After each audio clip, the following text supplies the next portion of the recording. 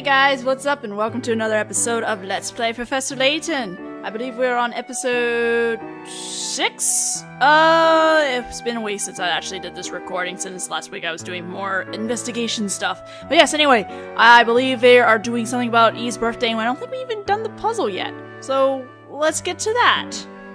Hey, Barm said he was working a part-time job, but he never actually got paid for any of it, did he? Huh, you're right. It must be because he's still an apprentice. Oh yeah, speaking of eclairs. Did Constantine also give Cat Eve, a present just the other day? Constantine's like, no! Of course not! Where's my stylus? Really, Constantine did. You know, on the subject of that mutt, I never would have imagined you, of all people, would end up owning a dog. You surprised me, Zacharias. Yes, well... If you'll permit my asking, whatever do you mean? Let's just say Zacharias had a bit of a run-in with a dog some time ago. After that, he swore he never set foot near any one of these wretched beasts ever again, let alone own one.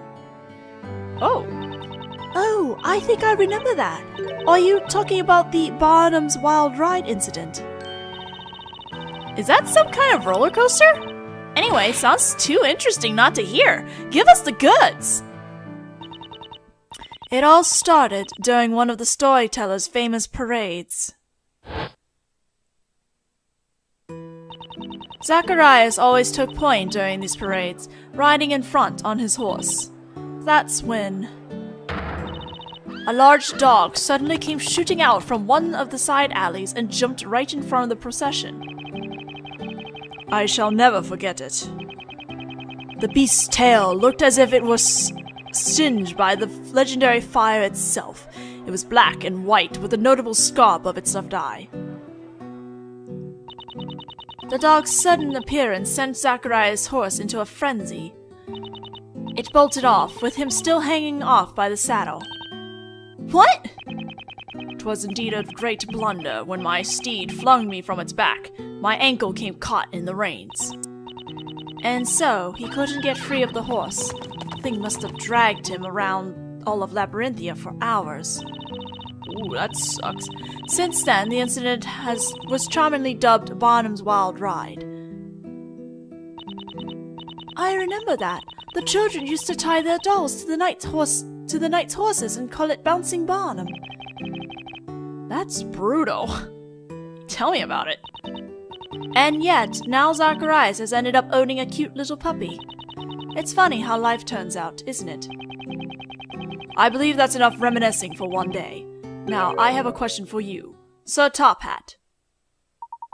Certainly. What is it, Mr. Barnum? Have you, too, come bearing a gift for Miss Eve? I believe you are the only one left to present her with anything. A typically astute observation, Mr. Barnum. Let me guess! We're getting a puzzle! And so, without further ado, Miss Eve, allow me to give you your birthday present. A present that I am sure many of you out there were eagerly anticipating. Miss Eve, your birthday reminds me of a puzzle. Of course! Ooh, pictures. Oh, this puzzle. Ugh. The owner of an inn has a most peculiar hobby where he paints portraits of guests that are staying at the inn. There are 9 pictures of guests that stayed at the inn over the last 9 days. It seems that none of the guests returned to the inn after their stay was finished. Which set of guests stayed at the inn on which days? To give you a clue, the 4th day has already been correctly placed. That's great. This is, okay.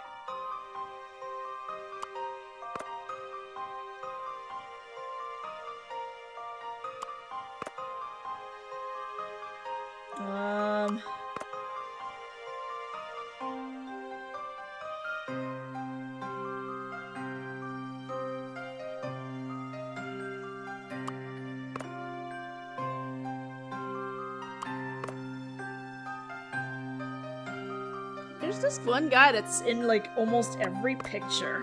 I'm not sure if there's a significance to this at all, or not.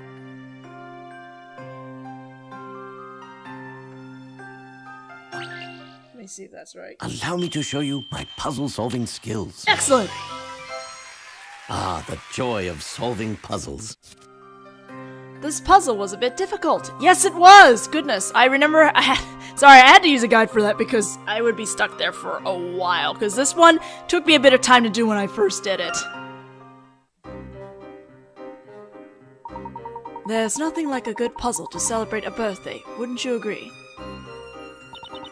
Professor, I don't think you're supposed to, solve the puzzle before giving it to her. Well, that puzzle did seem extra tricky, didn't it, Eve? It was. To tell you the truth, I had already solved it. Well, happy birthday! What? Eve, you should have said something! Well, since you managed to solve it, maybe you should give that thing a try. That thing? Come on, you know, like how after you solve a puzzle, you're all tick, tick, tick, ching! And then insert catchphrase here. I couldn't possibly perform a victory pose like that. Not in front of all these people watching us. Come on, Eve, you got to at least give it a shot. Like they say, you won't know until you try. She's right, Eve. I think it'd be a really nice way to commemorate your birthday. Yes, but I'm simply far too embarrassed. I have to admit, it's really quite strange seeing you so reserved like this, Eve. I bet if you were wearing your Great Witch costume, you'd be singing a different tune right now. Pretty please, Eve? I'll be your second best friend in town if you do. Miss Eve, it would be a great honor to see Labyrinthia's former High Inquisitor pose gallantly at this time of celebration. You all aren't going to give up until I try this, are you? Indeed. Now then, Miss Eve, you may begin any time you like. Who do you take me for?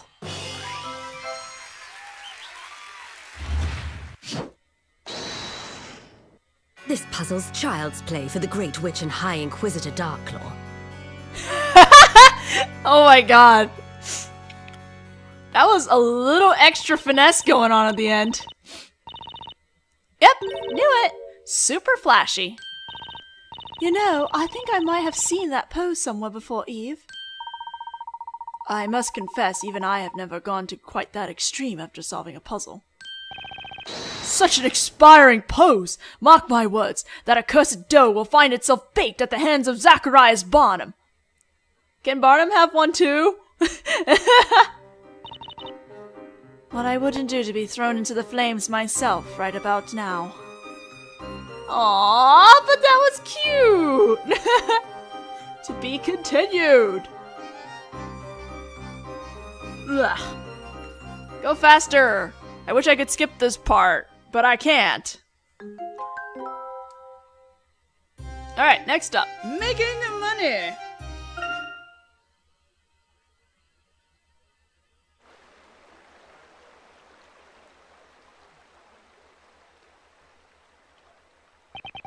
Oh, it's Birdley. And now, without further ado, behold my latest song. This dear Mr. Punchin' Bag picked up his luncheon bag, chalice in hand. He looks so grand. Glasses of gold, his latest scoop. The pawnbroker again is duped. Oh, and Bardley in the back. Woo! Here we are in the latest episode, Nick. Yep, and it sounds like Birdley is in top form today. Yeah, that was pretty funny. Here you go, Birdley, a little something for your song. Thank you! Thank you! Thanking you. Many thanks to you. What, Bardley? Hey, isn't that Mr. Bardley dancing and singing away over there? Do you think he and Mr. Birdley are working on some sort of collaboration?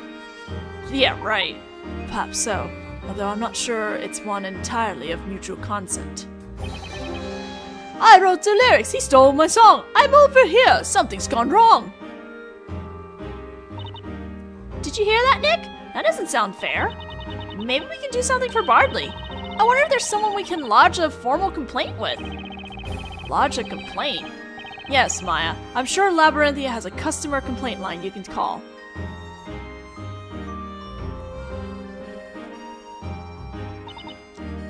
did like the song though. The Ballad of Emir Punching Bag the First, the man with the golden dream. More like the man who takes people's gold to buy his dreams. Huh. Hey, what's the matter, Luke? I think we've been overspending a little. We're a bit low on pocket money. Uh-oh. Oh dear. It would be that we've exceeded our adventuring allowance this time. I guess I'm partially to blame for that. Sorry, Professor. Better find a way to come up with some quick cash. But what? Hey, I know! We could try going to the pawnbroker and selling something valuable. I beg your pardon, Miss Fay, but would you kindly stop gazing at my right arm in such a manner? It's making me feel rather uneasy. No! Okay, well, scratch that idea. I'm sure there must be other ways of making money here in Labyrinthia. How do people make money around here? Hey, I got it! I always imagine they just do, like, trading. In cases like this, there's only one answer. We have no choice but to use the powers of you-know-what. The powers of you-know-what? Come on, it's obvious. I mean the powers of alchemy. Duh. Maya, you have a bit of a sinister look in your eyes right now. It's settled then! So what are you guys waiting for? To the alchemist's place! Lest we forget, Miss May, it has already been proven that neither magic nor alchemy actually exist here, has it not? I believe in Grey Earl! I know she can exceed the limitation of scientific knowledge if we ask her to. Exceed the limitation of scientific knowledge? In other words, turn something into gold for us. Come on, let's go already! It's time to dive into the wild and wonderful world of alchemy! Let's not! Have you ever heard of equivalent exchange? Okay, just follow the smell of gold. Let's go! It's been a long time since we last saw Miss Grey Earl. Yes, let's all go and see her. I'd like to remind you one more time, this right arm of mine is staying firmly where it is. Poor Layton.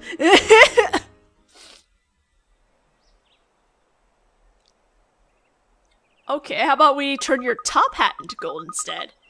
Wow, Sebel Duke's resident hasn't changed one bit, has it? It looks as alchemisty as I remembered. This place could really use a gardener or something, that's for sure. Oh, ow. Hi, Mailer. Ugh, that voice is as piercing as ever. Feels like a needle to the brain. Hey, it's Letty Miller. What's this? Are you all here to see Jean? Hey Jean, you've got visitors! Hello everyone. Allow me to welcome you all. Miss Grey Earl! It's good to see you again! It's so nice of you all to come and visit. This is quite the pleasant surprise.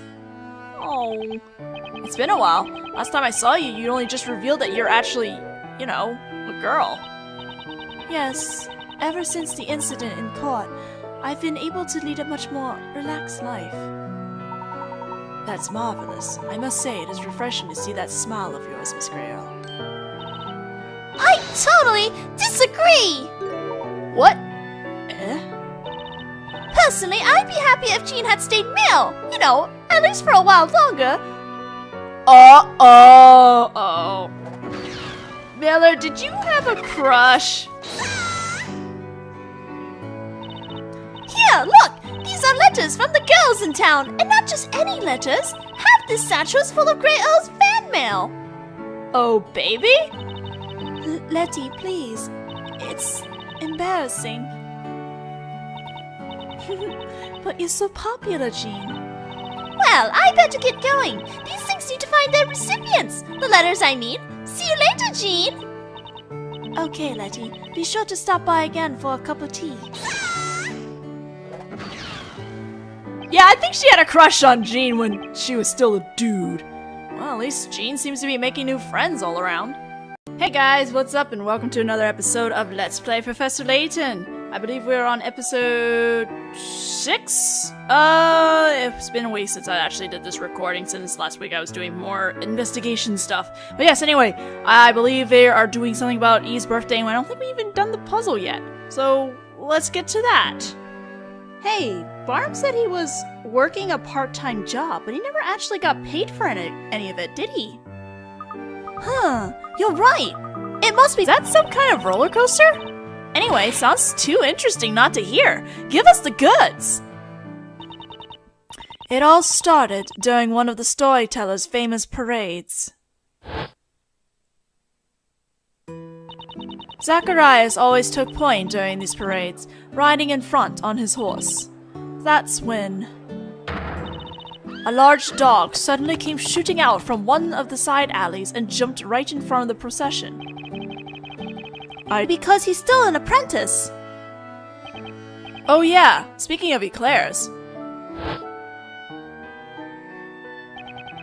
Didn't Constantine also give Cat Eve, a present just the other day?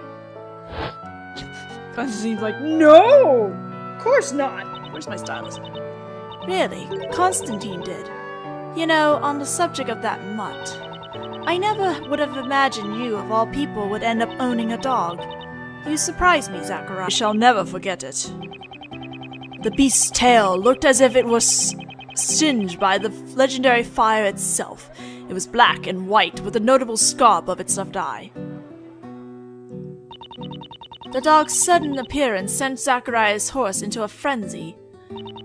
It bolted off, with him still hanging off by the saddle. What? 'Twas indeed a great blunder when my steed flung me from its back. My ankle came. Yes, well, if you'll permit my asking, whatever do you mean? Let's just say Zacharias had a bit of a run-in with a dog some time ago. After that, he swore he never set foot near any one of these wretched beasts ever again, let alone own one. Oh, I think I remember that. Are you talking about the Barnum's Wild Ride incident?